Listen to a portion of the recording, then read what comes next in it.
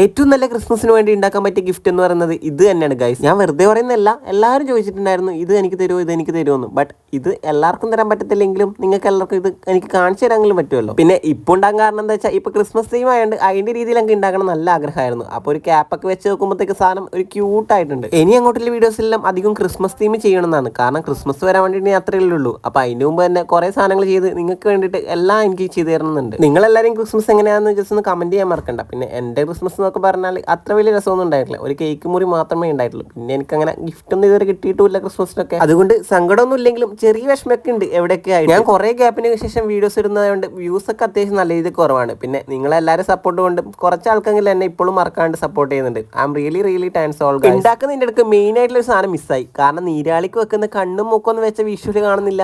ആ വിഷ്വലും കൂടെ കിട്ടാത്തതുകൊണ്ട് സങ്കടമുണ്ട്. ബട്ട് നീരാളിയുടെ ഫൈനൽ ലുക്ക് കണ്ടപ്പോൾ സീരിയസ്ലി പറഞ്ഞാൽ ക്യൂട്ടായിട്ടുണ്ട്. നല്ല ഡെസ്ക് ഡെക്കോറായിട്ട് വെക്കൊക്കെ ചെയ്യും. ഇഷ്ടപ്പെട്ടാൽ ലൈക്ക് ചെയ്ത് ഉണ്ടാക്കി വെക്കാൻ മറക്കണ്ട ഗൈസ്.